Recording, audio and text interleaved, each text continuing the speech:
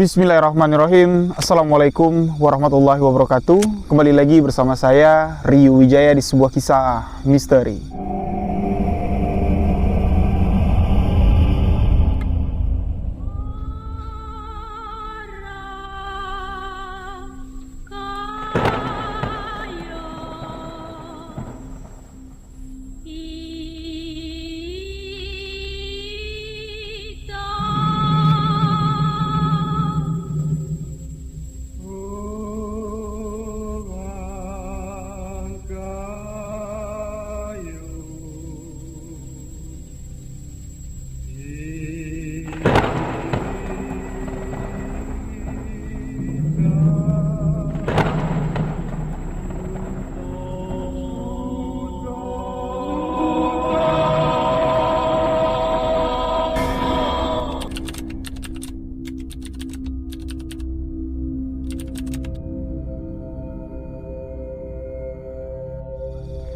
Di video sebuah kisah misteri kali ini spesial untuk sahabat-sahabat misteri yang selalu setia mendengarkan cerita-cerita yang saya bawakan. Di video kali ini saya take di luar, kita main outdoor, kita akan menyatu dengan alam pada malam ini. Yang mana kisah misteri yang saya ceritakan memang tidak ada sangkut pautnya dengan lokasi tempat kita take pada malam ini. Namun di lokasi tempat kita take di video malam ini banyak sekali menyimpan kisah-kisah misteri. Sejuta kisah misteri ada di lokasi ini. Yang mana lokasi tempat saya take pada malam ini di belakang kita, ini adalah sebuah tempat yang menjadi urban legend di Provinsi Jambi, khususnya di daerah Pijauan. Warga setempat menyebutnya dengan nama Suak Lesung. Mungkin kisah misteri yang ada di lokasi ini tidak akan saya ceritakan di malam ini. Insya Allah di lain kesempatan kita akan mengungkap kisah-kisah misteri apa saja, urban legend apa saja yang ada di tempat ini. Di video sebuah kisah misteri kali ini seperti biasa, saya akan menceritakan satu kisah kiriman dari sahabat misteri, kisah tentang tumbal pesugihan. Jadi, bagaimana kisah tumbal pesugihan yang akan saya ceritakan kali ini? Simak hanya di sebuah kisah misteri.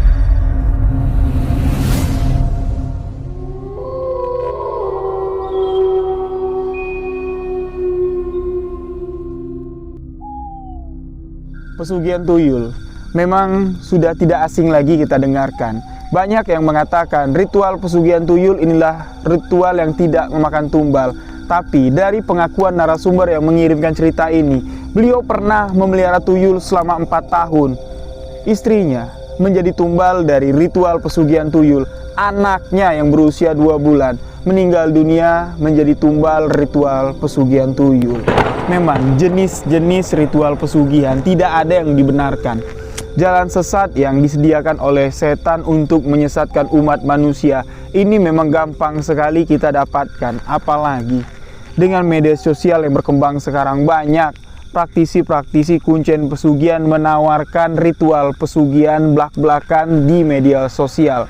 Kisah yang saya dapat melalui alamat email sebuah kisah misteri@gmail.com ini sangat menarik sekali saya bagikan kepada sahabat-sahabat. Makanya video ini spesial saya sajikan di alam.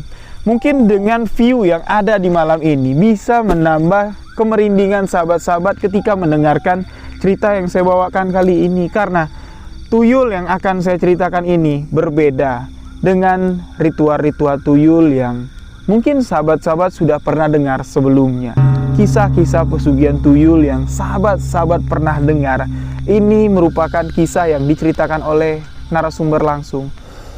Sahabat yang mengirimkan kisah ini kita sebut saja dengan nama Pak Narto. Kejadian ini berlatar waktu di tahun 2010 yang lalu. Yang mana di tahun 2010 usaha bakso yang dijalankan oleh Pak Narto ini dalam masalah yang sangat besar sekali. Usaha yang dimilikinya satu-satunya untuk menghidupi istri ini tidak berkembang, ini tidak berjalan. Setiap hari Pak Narto ini harus ngedorong gerobak baksonya keliling desa, tapi usaha yang dijalankannya sama sekali tidak mendapatkan hasil. Di tahun 2010 Pak Narto ini terlilit hutang dengan keluarga, hutang dengan teman-teman, bahkan hutang dengan rentenir. Lilitan hutang inilah yang membuat Pak Narto gelap mata untuk melakukan ritual pesugihan tuyul. Lokasi tempat kejadian memang sengaja disamarkan oleh Pak Narto sebagai narasumber yang mengirimkan cerita ini. Mungkin tempat yang akan diceritakan oleh Pak Narto ini sudah tidak asing lagi dengan sahabat-sahabat, tapi beliau tidak mau ditekankan lokasinya di mana. Beliau juga di sini meminta saya tidak untuk menggambarkan situasi tempat yang sebenarnya sudah dituliskan oleh Pak Narto agar saya dapat menceritakan kisah ini sesuai dengan keinginan beliau.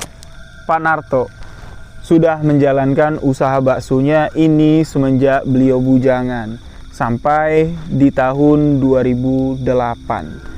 Pak Narto ini menikah dengan seorang perempuan dan di tahun 2008 usaha yang dijalankan sama Pak Narto ini tidak ada kendala, tidak ada masalah.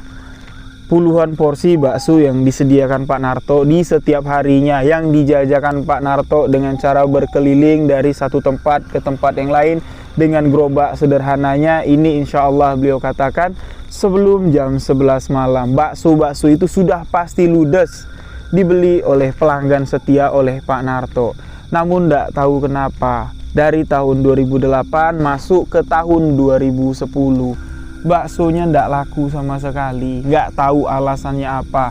Setiap Pak Narto mangkal di tempat biasanya langganan Pak Narto ini membeli bakso, seakan-akan mereka ini sudah tidak tertarik lagi dengan bakso yang dijual oleh Pak Narto. Pak Narto pun di sini mengalami kerugian. Hari demi hari baksonya ini tidak laku dijual. Sedangkan beliau menyampaikan di dalam ceritanya, bakso yang diolah Pak Narto dari daging segar, dikukus, dijadikan bakso pentol. Ini kalau disimpan paling lama bertahannya itu paling lama sekitar 4 hari. Memang bisa tahan sampai 10 hari, tapi tidak mungkin bakso itu bisa dijual lagi karena dari tampilannya udah tidak fresh lagi. Otomatis di sini Pak Narto mengalami kerugian yang cukup besar. Sempat di sini istri Pak Narto berpikir mengatakan kepada suaminya, "Pak, kenapa kita tidak coba usaha lain, Pak? Dengan uang yang tersisa, kenapa tidak kita putarin, kita jualan apa kek yang sekiranya sekarang mau dibeli sama orang. Tidak usah kekeh, Pak, tidak usah ngotot menjalankan usaha bakso yang sudah tidak menjanjikan ini lagi." Tapi Pak Narto di sini marah sama istrinya. "Bu, kamu tahu apa? Bakso ini sudah menghidupi aku semenjak aku bujangan. Aku yakin, Bu, bakso ini suatu saat akan kembali lagi seperti biasa, bahkan lebih-lebih." Pak Narto bilang. Ya, istri Pak Narto bisa ngomong apa? Keyakinan suaminya sangat besar sekali. Beliau pun cuma dapat mendoakan dan selalu mensupport apa yang dilakukan oleh Pak Narto, walaupun hasilnya sudah sangat tidak menjanjikan lagi. Hutang pun timbul. Hutang dengan keluarga, hutang dengan teman-teman, hutang dengan tetangga, bahkan hutang dengan rentenir yang menjerat leher mereka pun mulai datang. Penagih-penagih hutang mulai secara kasar menagih ke rumah Pak Narto untuk segera membayar hutangnya. Tapi apa daya, Pak Narto sama sekali tidak mampu untuk membayar hutangnya. Dan dengan tekanan-tekanan dari rentenir inilah Pak Narto di sini berpikir singkat dan gelap mata. Beliau mencari jalan singkat, yaitu ritual pesugihan. Tidak ada rencana Pak Narto untuk mendapatkan ritual pesugihan tuyul, enggak. Dia cuma sekedar ingin mencari ritual pesugihan yang dapat menglariskan dagangnya dengan jaminan nyawanya sendiri. Itu tekad pertama dari Pak Narto. Tapi waktu di sini menjawab dengan cara yang berbeda. Pak Narto ditemukan dengan seorang juru kunci pesugihan, yaitu kuncen tuyul, di suatu tempat di saat perjalanan Pak Narto. Beliau bertemu dengan seorang aki, yang mana aki tersebut memang dikenal warga setempat sebagai dukun.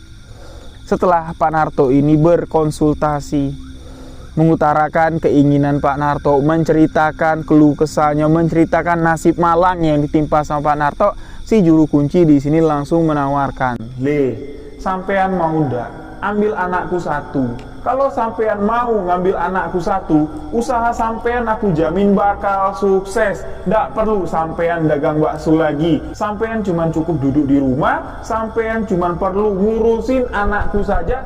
Duit bakal datang nyamperin sampean sendiri." Nah, Pak Narto yang sebelumnya tidak tahu apa yang dimaksud oleh si juru kunci pesugihan ini pun menanyakan dengan detail, apa yang Aki maksudkan? Anakku Le, kamu mau ndak ngambil anakku satu? Anak yang mana? Sedangkan saya sekarang dalam keadaan susah. Jangankan untuk menghidupi anak orang, untuk menafkahi istri saya saja sendiri saya ndak punya duit, bah. Bukan anak manusia Le, tapi anak tuyul. Mau ndak kamu adopsi tuyulku?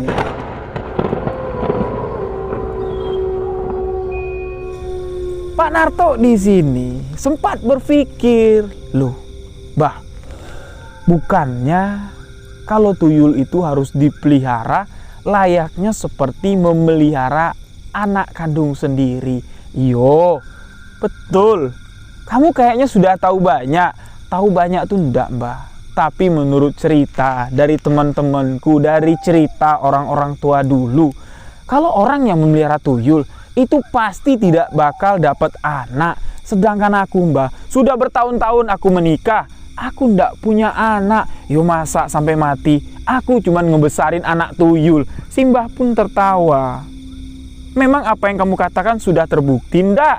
Kamu coba aja dulu sekarang. Kamu ambil anak tuyulku satu, Mbah jamin anak tuyulku tidak akan mengganggu janin yang akan dikandung sama istrimu. Loh, si Mbah kok ngomong kayak gitu? Seolah-olah si Mbah ini tahu kalau istri Pak Narto itu dalam waktu dekat ini akan mengandung seorang bayi.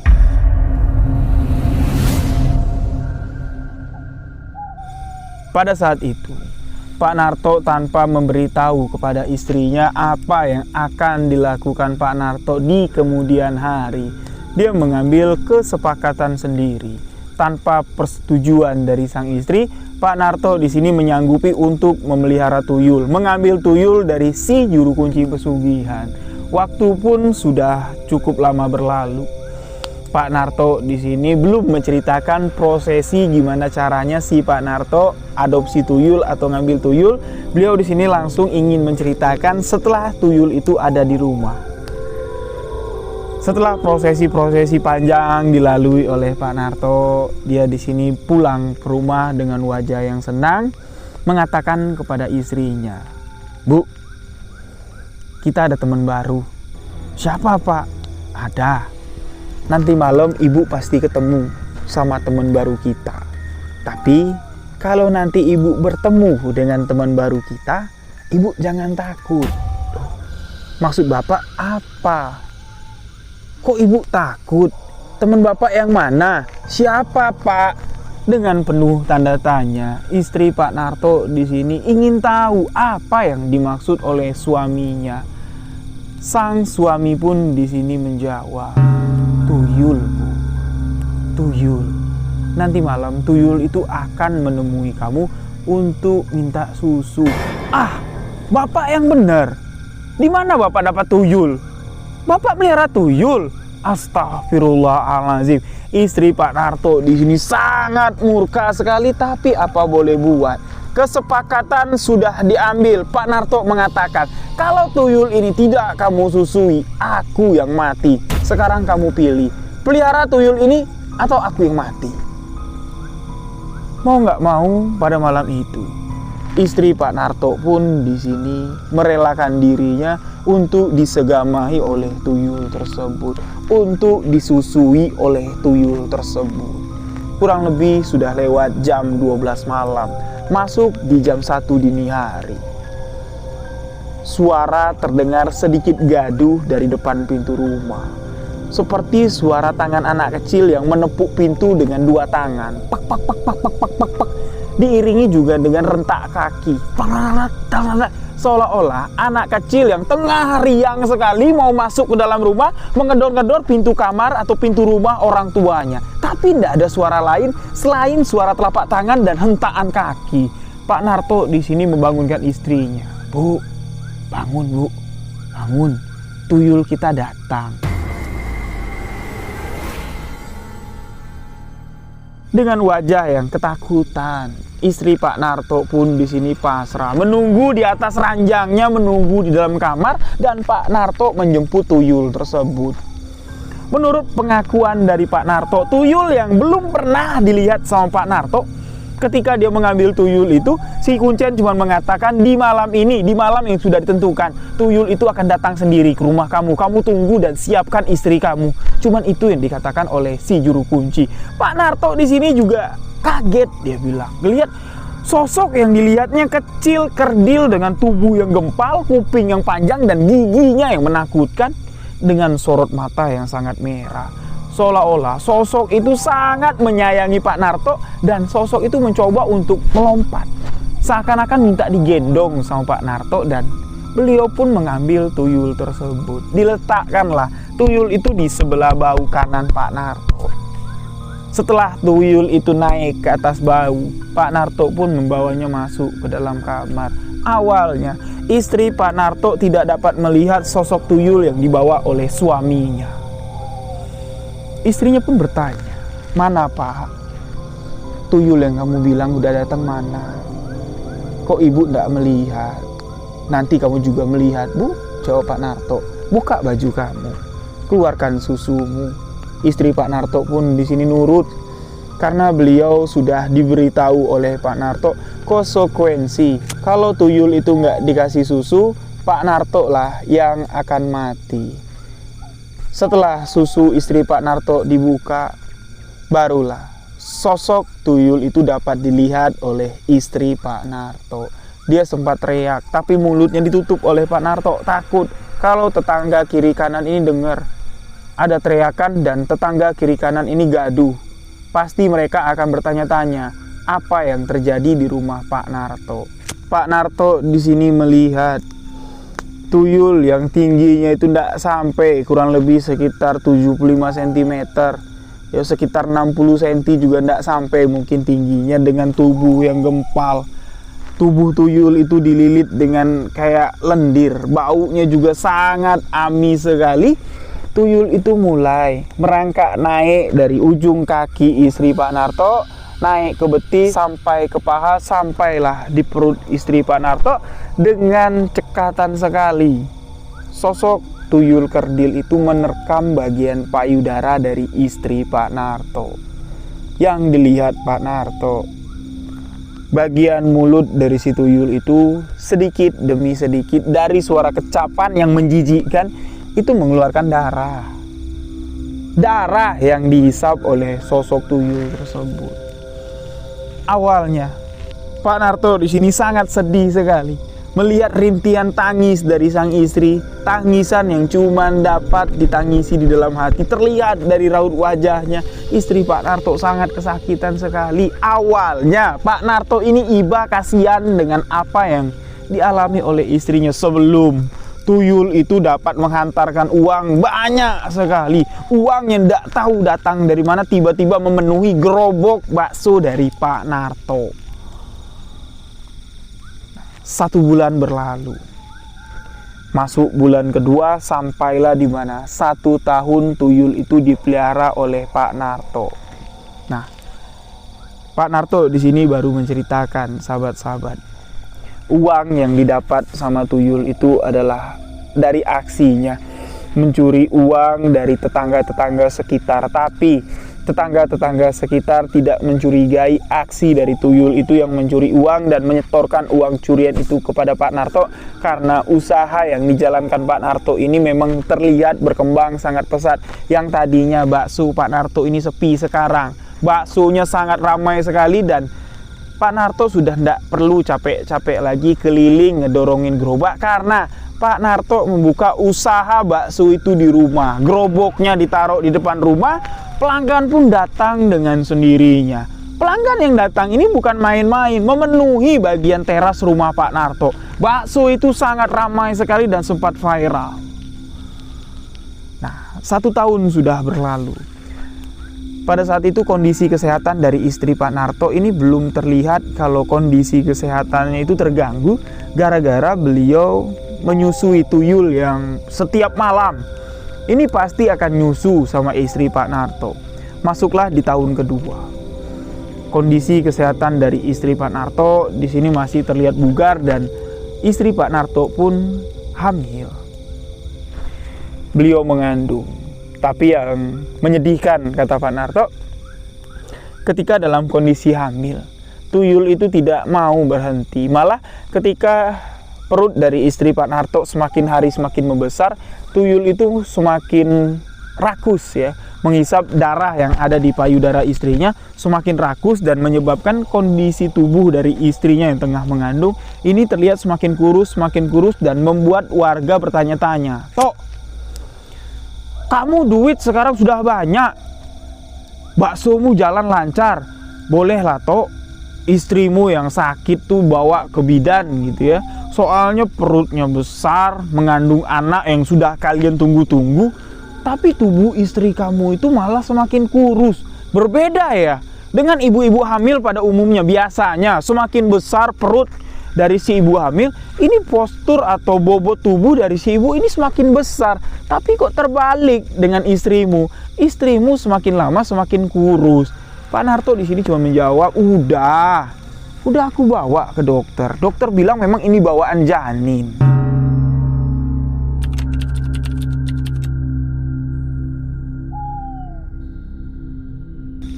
Anak beliau adalah seorang anak perempuan yang sangat manis sekali. Namun, umur dari anak Pak Narto ini tidak lama, sahabat-sahabat. Usia anaknya cuma sampai di usia 4 bulan. Anak Pak Narto meninggal dunia. Menurut pernyataan kesaksian Pak Narto yang ditulis di dalam cerita ini, Pak Narto mengatakan anaknya ini meninggal gara-gara rebutan susu dengan si tuyul.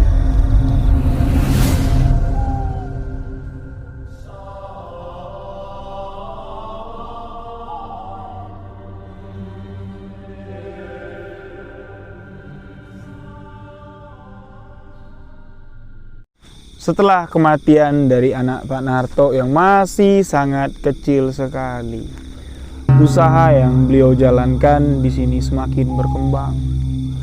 Kondisi kesehatan dari istri Pak Narto setelah kematian anaknya ini tiba-tiba membaik, sahabat-sahabat. Aneh, Pak Narto bilang.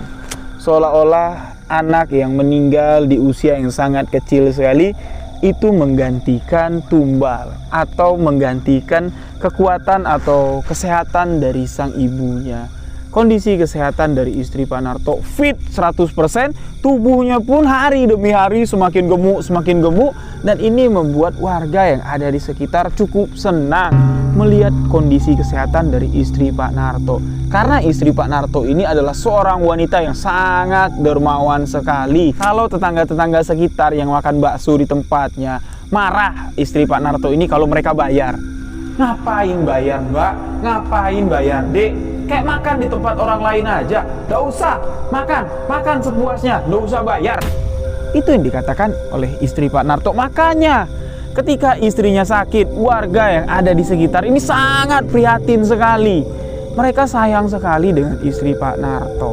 Dan tanpa sepengetahuan dari istri Pak Narto, Pak Narto ini kembali pergi ke tempat si juru kunci pesugihan.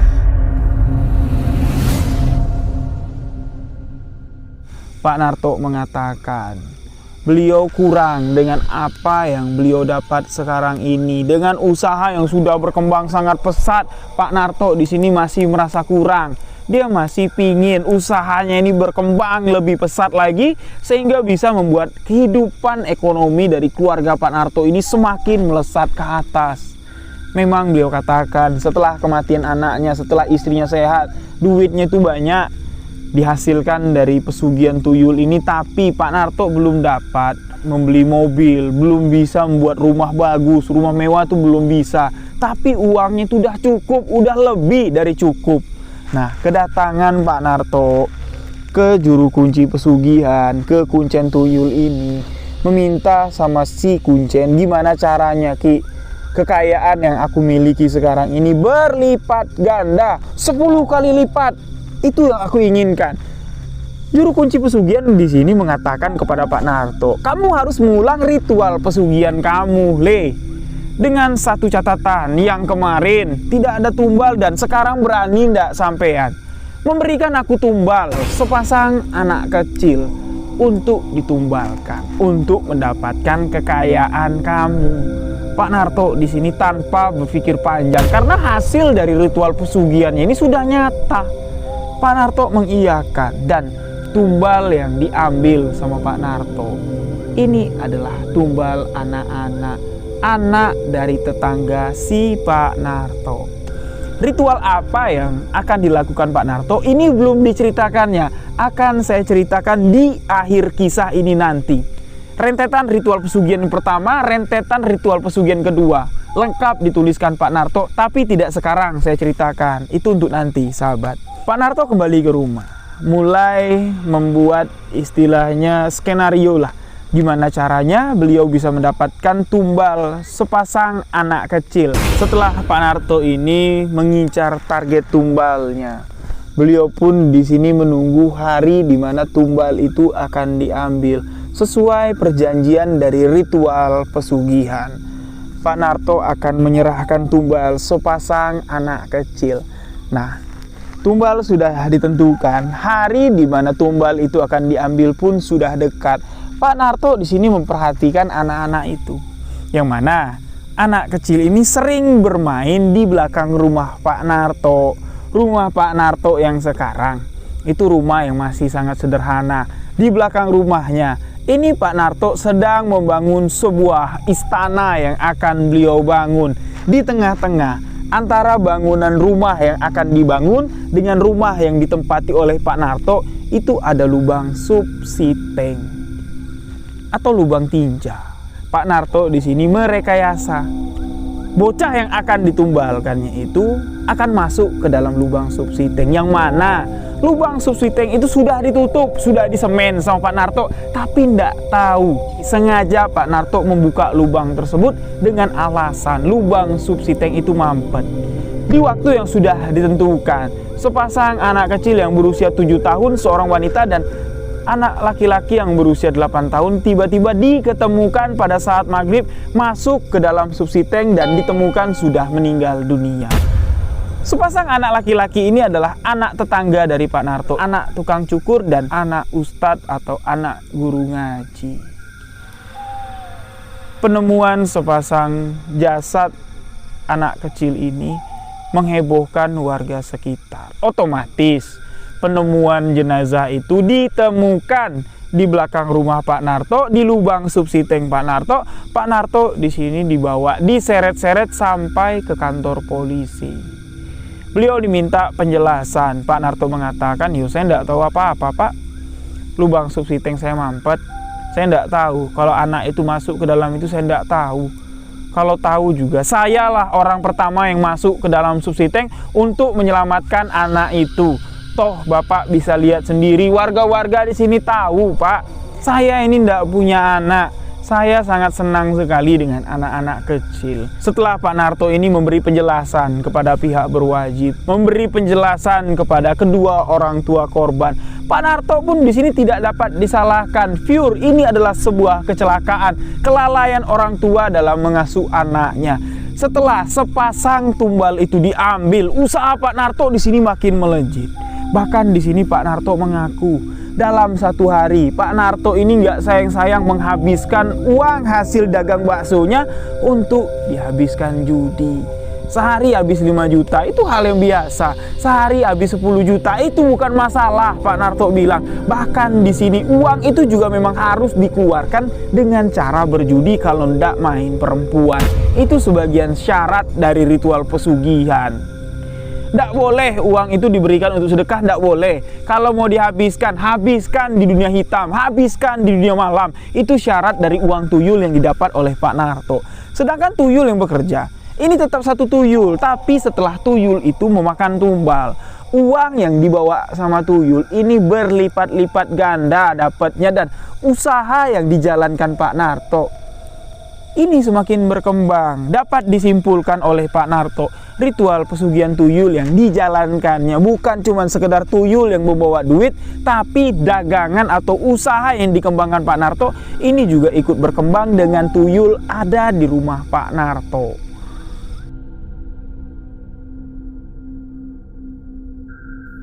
Namun, keberhasilan dari Pak Narto menyerahkan sepasang tumbal, disinilah titik balik dari ritual pesugihan yang dilakukan oleh Pak Narto.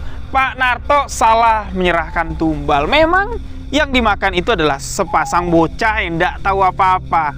Tapi salah satu orang tua dari tumbal tersebut memiliki kemampuan kebatinan dan mengetahui kalau bocah anak kecilnya ini mati dijadikan tumbal.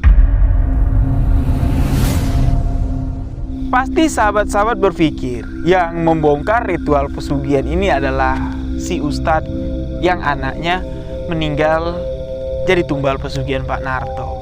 Tapi sebaliknya sahabat-sahabat, si tukang cukur rambutlah yang mengetahui kalau anaknya meninggal dunia menjadi tumbal pesugihan Pak Narto.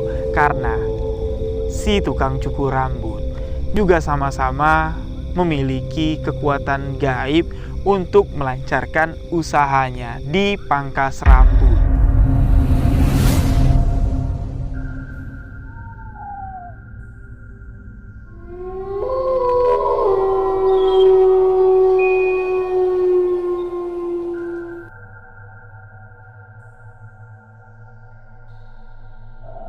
Beberapa hari setelah kematian anaknya, si tukang potong rambut memanggil Pak Narto. Datang ke kedai bakso Pak Narto memanggil, "Tok, sini Tok." "Kenapa Mas?" "Sini kamu. Yuk kita keluar. Aku mau ngomong empat mata dengan kamu." "Sini aja Mas, ngomong sini sambil makan bakso."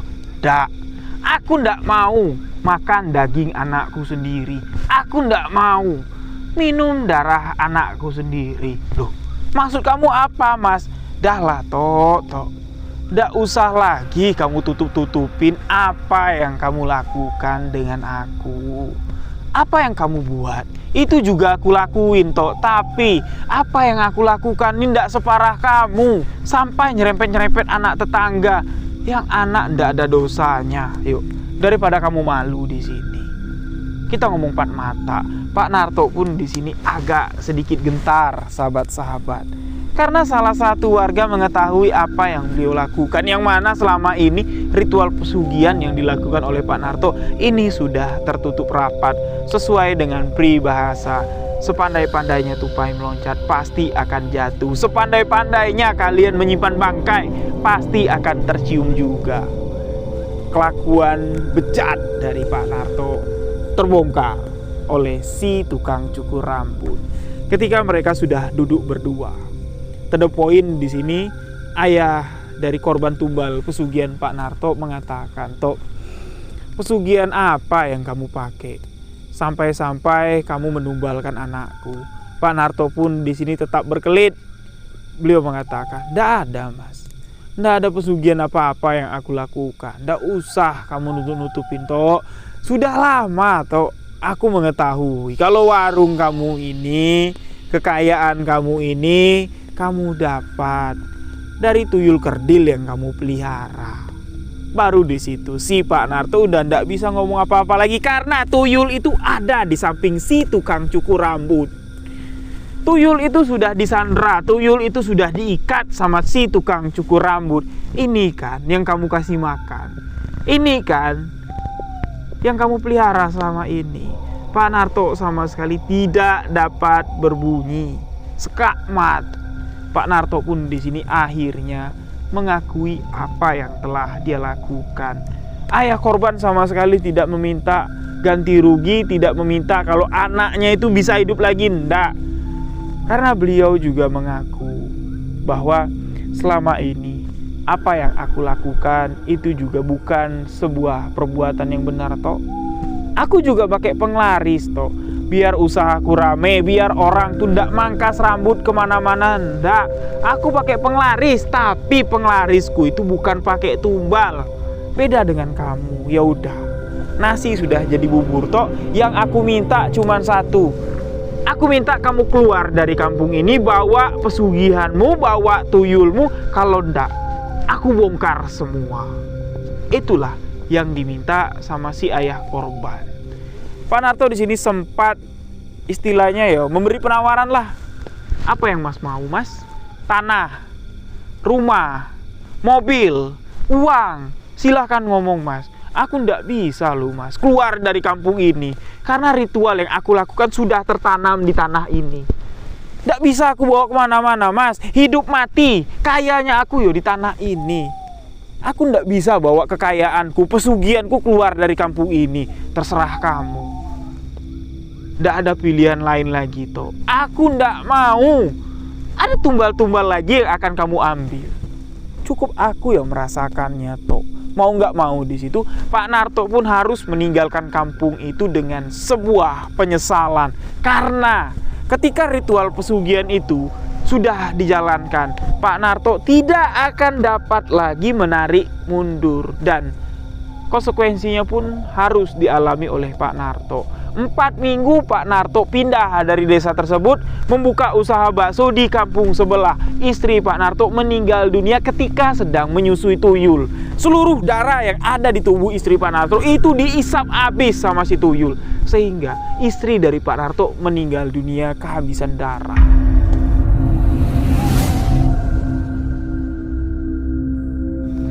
Pak Narto di sini menggambarkan kondisi istrinya ketika meninggal dunia.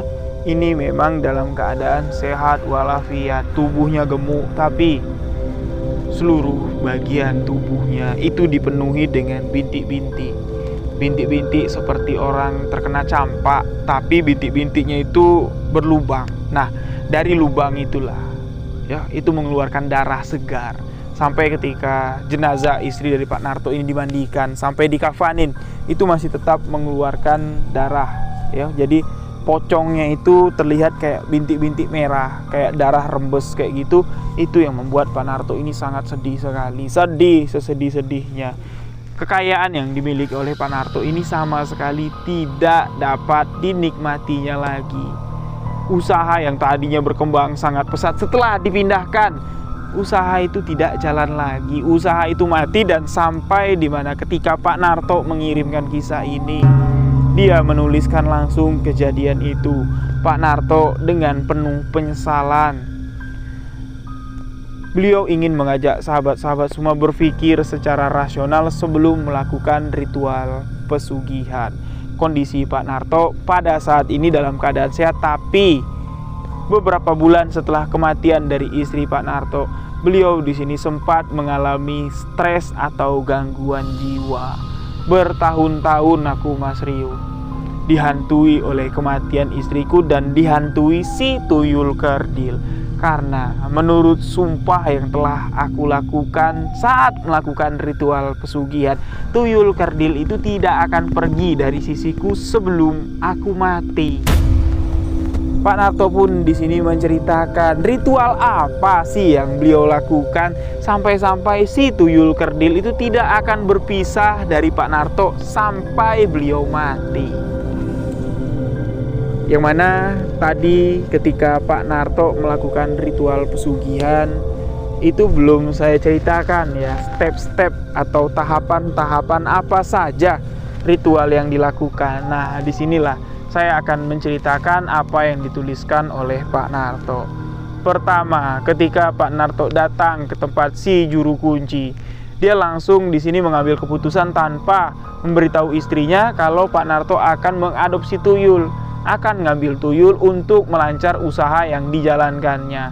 Si dukun mengatakan, "Nggak bisa sekarang, Tok, kamu datang ambil tuyul, nggak segampang itu. Perlu beberapa prosesi dan ritual-ritual yang khusus, baru kamu dapat mengambil tuyul." Pak Narto pun di sini bertanya, "Apa, Ki? Ritual-ritual apa? Saya sanggup. Apakah ritual ini akan memakan tumbal? Kalau memang ada tumbal, saya akan menumbalkan diri saya sendiri." Itulah yang menyebabkan si tuyul ini tidak akan pergi sebelum Pak Narto mati. Kematian Pak Narto lah yang akan menutup ritual pesugihan ini. Ritual pertama yang dilakukan Pak Narto, pembersihan jiwa. Beliau disuruh mandi di sebuah kawah. Dibilang danau bukan danau, dibilang sumur lebih lebar dari sumur, tapi dalam-dalam sekali. Sampai-sampai Pak Narto ini tidak bisa nyelam dia ke dalam, itu tidak bisa menemukan dasarnya. Sangat dalam sekali. Pak Narto di sini disuruh untuk istilahnya gelantungan lah ya, ngambang di atas air itu semalaman. Ditinggal dari jam 12 malam, dijemput lagi ketika azan berkumandang. Ketika sang fajar mulai terbit, si juru kunci baru di sini datang, menyuruh si Pak Narto untuk keluar dari dalam air. Beliau mengatakan seluruh tubuhnya ini kecut. Nah, ketika Pak Narto ini keluar dari air, dari kerut-kerutan tubuhnya yang kedinginan, yang kecut, itu mengeluarkan lendir. Lendir itulah yang sama persis dengan tubuh si tuyul ini. Amit-amit. Kalau ngebayanginnya memang geli. Pak Narto bilang keringatnya, ya, keringat Pak Narto itu bukan keringat seperti keringat kita normal, sahabat-sahabat, tapi lendir. Lendir kayak reak, kayak orang batuk, ya, lendir kayak ingus, ya, kayak gitulah. Keringat yang dikeluarkan oleh Pak Narto ketika dia melakukan ritual pesugihan tuyul. Setelah prosesi pertama pembersihan jiwo dilaksanakan oleh Pak Narto, malam selanjutnya Pak Narto ini disuruh membawa 2 telur ayam putih, ya. Ayam kampung yang berwarna putih, itu telurnya dibawa. Pak Narto disuruh menyalakan sebuah api unggun seperti yang ada di sebelah kiri saya. Kenapa malam ini konsepnya api unggun? Karena saya ingin sedikit menggambarkan apa yang dilakukan oleh Pak Narto ketika beliau melakukan prosesi pengambilan tuyul di sebuah hutan di bawah lereng gunung yang tidak dapat saya sebutkan di mana lokasinya. Pak Narto di sini disuruh bikin api unggun seperti ini. Pak Narto disuruh duduk, ya, dengan memegang 2 telur ayam kampung yang berwarna putih tadi. Pak Narto di sini disuruh mewiridkan seperti amalan lah untuk manggil si tuyul. Si juru kunci mengatakan, "Tok, apapun nanti yang ada di belakang kamu, misalnya seperti suara, seperti auman, seperti tawa cekikikan, bahkan kalau muncul di hadapan kamu, kalau sosoknya belum menyerupai sosok anak kecil, persis seperti anak kecil pada umumnya, kamu jangan berikan telur itu. Dan telur itu cuma boleh kamu berikan 1. Ketika sosok itu memakan telur itu, kamu juga makan telur itu. Itulah pengikat kalian nanti. Itulah istilahnya uang mahar yang kamu berikan dan penanda kalau tuyul itu punya kamu dan kamu tuannya dengan aroma telur tadi. Aroma amis telur yang mentah tadi." Pak Narto pun melakukan itu, ya. Setelah ditinggal sama si juru kunci, api unggun pun mulai dibuka. Pak Narto duduk sambil mewiridkan amalan untuk manggil si tuyul sambil memegang 2 butir telur ayam kampung itu. Terus dibacakan wiritannya. Memang pertama yang didengarkan oleh Pak Narto itu adalah suara auman, seperti suara harimau. Itu jelas sekali terdengar di punggung Pak Narto. Bahkan dari auman tersebut, nafasnya itu membuat telinga Pak Narto ini terasa sangat dingin, seperti ada yang menghembus. Tapi karena keteguhan hati Pak Narto ini sudah bulat, tekadnya sudah kuat sekali, beliau pun mengabaikan. Teruslah dia duduk menghadap api unggun yang semakin lama apinya ini semakin membesar. Apapun yang ada di belakang Pak Narto itu bayangannya pasti terlihat dari bayangan, dari bias api yang sangat besar di hadapan Pak Narto.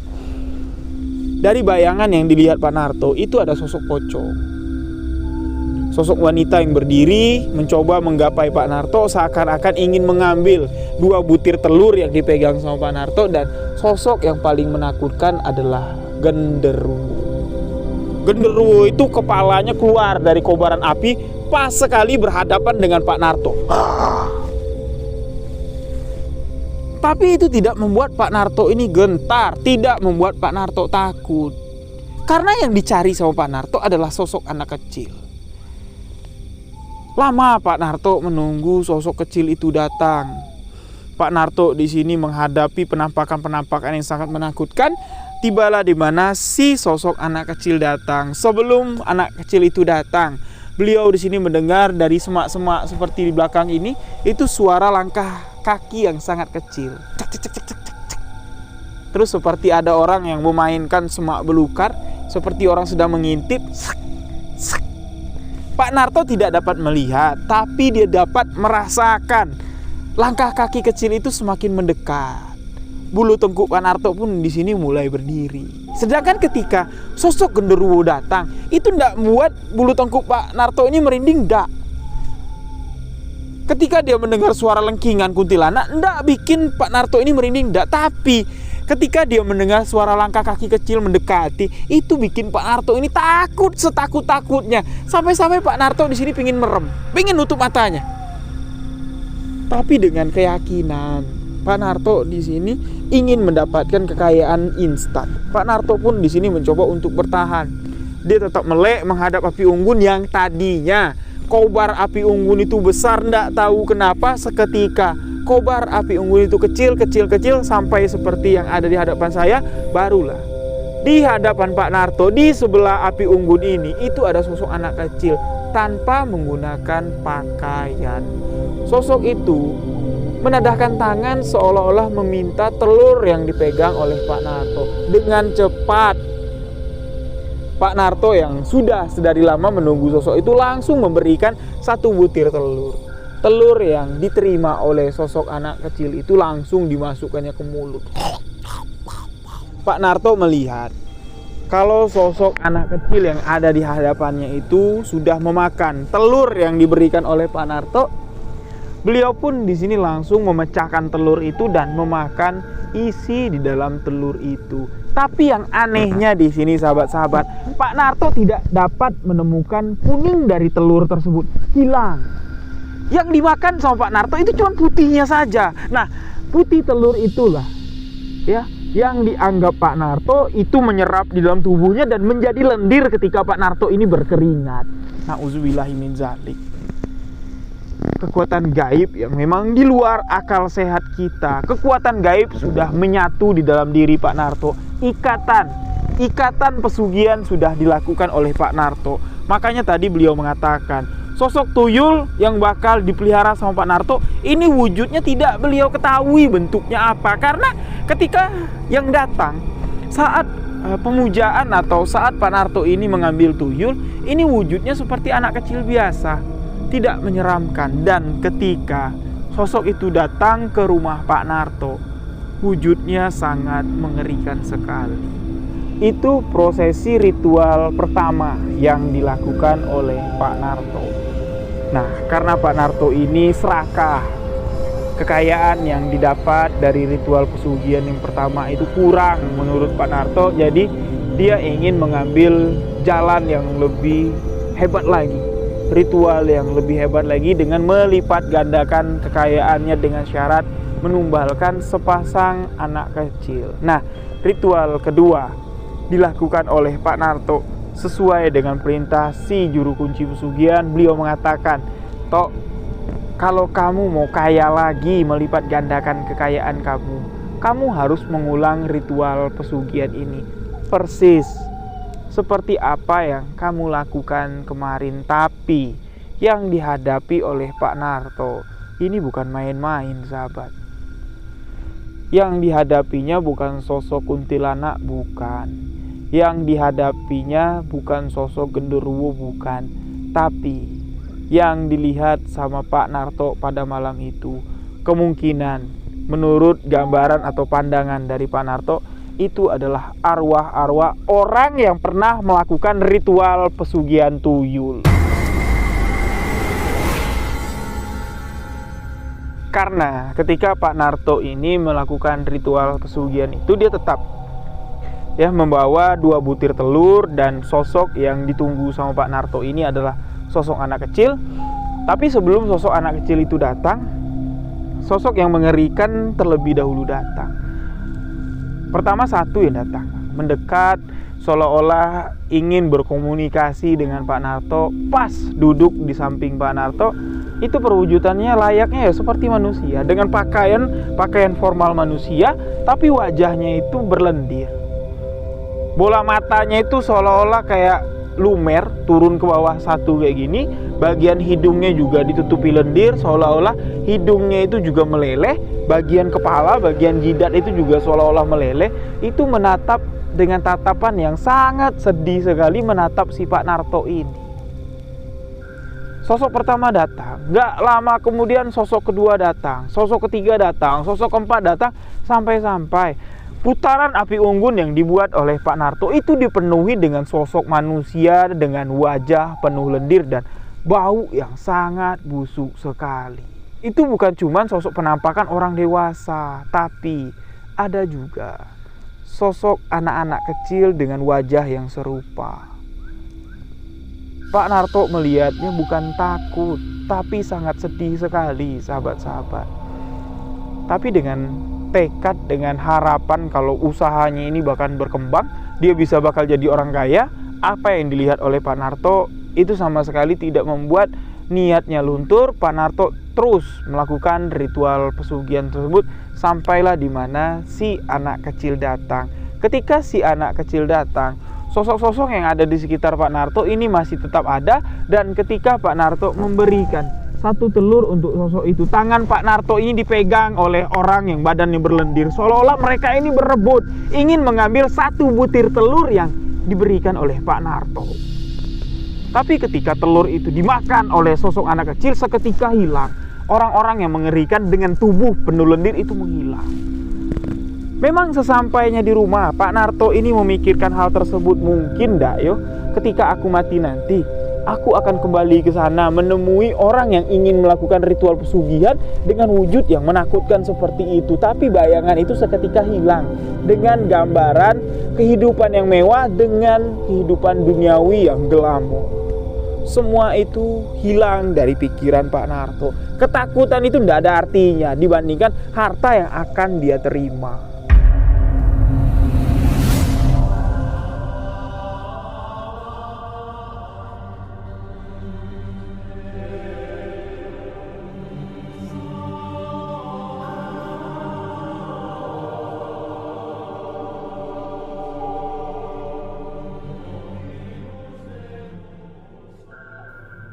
Itulah rangkaian ritual pesugihan yang dilakukan oleh Pak Narto.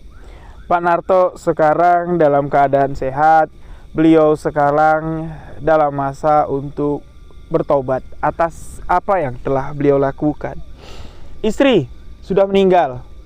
Anak yang masih kecil sekali itu pun juga sudah meninggal dunia. Sekarang harta kekayaan yang dimiliki oleh Pak Narto yang didapat dari ritual-ritual pesugihan yang dilakukannya ini tidak ada apa-apanya lagi. Bekasnya aja udah nggak ada. Yang tersisa, yang mengikuti kehidupan Pak Narto sampai hari ini, itu adalah sosok tuyul kerdil.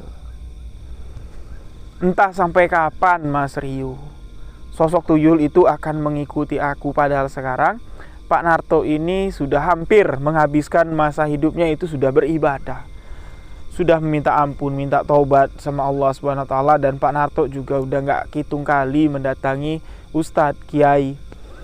Beliau meminta gimana caranya sosok itu lepas dari kehidupannya. Tapi jawaban dari Ustadz Kiai itu adalah rahasia ilahi toh. Kapan Allah akan memberikanmu waktu istilahnya bisa melepaskan sosok itu tergantung tekadmu, niatmu gimana. Ibadahmu lah yang jelas kamu perbaiki, karena apa yang telah kamu lakukan ini sudah sesat, murtad. Kamu menduakan Allah, kamu meminta rezeki selain meminta kepada yang di atas. Salah besar sekali. Pak Narto mengakuinya. Beliau mengaku bersalah dan beliau bertobat. Ya, sama-sama lah ya. Dari kisah yang dibagikan oleh Pak Narto ini, kita bisa mendapatkan gambaran bahwa instannya kekayaan yang kita dapat itu bukan cuma-cuma. Pasti akan ada yang kita korbankan. Yang jelas, diri kita sendirilah yang akan kita korbankan. Berkorban itu sebaiknya di jalan yang benar, bukan untuk di jalan yang sesat, seperti ritual pesugihan tuyul yang dilakukan oleh Pak Narto. Kehidupan yang bergelimang harta, kehidupan yang senang, bisa membeli apa saja, main judi bisa menghabiskan uang puluhan juta dalam semalam, itu bukan masalah. Yo sementara. Sekarang Pak Narto hidup menumpang dengan sanak familinya yang masih kasihan dengan Pak Narto. Sedangkan Pak Narto katakan ketika kehidupan Pak Narto ini bergelimang harta, ndak pernah Pak Narto di sini menyantuni sanak familinya, ndak pernah. Karena uang yang dihasilkan Pak Narto dari ritual pesugihan itu pantang untuk diberikan untuk bersedekah. Boleh dihabiskan untuk berfoya-foya, untuk berjudi boleh. Itulah sepenggal kisah kehidupan dari Pak Narto. Terima kasih Pak Narto yang telah mengirimkan kisah ini. Untuk sahabat yang memiliki kisah menarik seperti pengalaman Pak Narto yang melakukan ritual pesugihan secara pribadi, beliau menuliskan kisah ini untuk dibagikan, boleh kirimkan ke alamat email sebuahkisahmisteri@gmail.com atau bisa kirim DM ke Instagram Sebuah Kisah Misteri Official. Saya ucapkan banyak-banyak terima kasih untuk Pak Narto yang telah memberikan cerita ini kepada saya untuk dibagikan kepada sahabat Sebuah Kisah Misteri. Dan sahabat Sebuah Kisah Misteri, tempat ini, Suak Lesung ini, saya pilih untuk menjadi tempat menceritakan kisah misteri. Karena feel-nya ketika menceritakan kisah misteri memang dapat banget di sini. Dengan suasana alam, dengan gelapnya malam ditemani oleh api unggun, di sini membuat saya bercerita dengan feel yang sangat dalam sekali. Ketika tadi saya bercerita, banyak sebenarnya hal-hal yang tidak terekam di kamera tapi dapat saya rasakan itu banyak sekali. Terutama dari sebagian sebelah kanan ya. Sebelah kanan saya di sini itu banyak sekali penonton-penonton kisah misteri yang tidak kita undang. Sahabat-sahabat yang tak kasat mata lah.